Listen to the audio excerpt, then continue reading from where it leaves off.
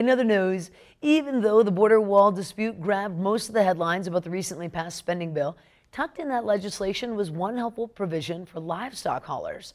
MTN's Russell Nemitz has more. Montana's livestock industry is praising the recently passed legislation funding the government through the remainder of fiscal year 2019.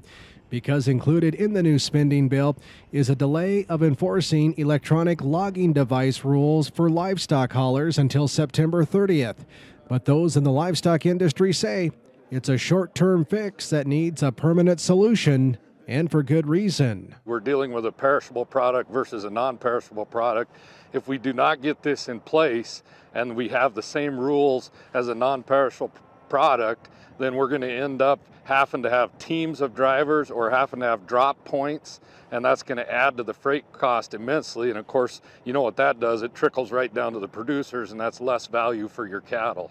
Montana U.S. Senator John Tester agrees and says the permanent exemption can happen one of two ways, either working with the Department of Transportation on new rules or through an act of Congress. We'll be pushing for a congressional solution to this moving forward, and I think that's entirely possible, but at the very least we should be able to get the Department of Transportation to get a rule that works for the livestock haulers and keeps our roads safe. And the livestock industry says the restrictive hours of service rules must also be included in the final rules. The biggest frustration, and it's a little bit of a frustration here at the auctions, but it's a bigger frustration for like the video cattle that deliver in the country, because as you well know, there could be 5-6 hours of sitting time, which they call part of the workday, that takes away from your drive time. So we've got to extend that work day and also extend that drive time, because it's really going to affect these cattle that are sold in the country,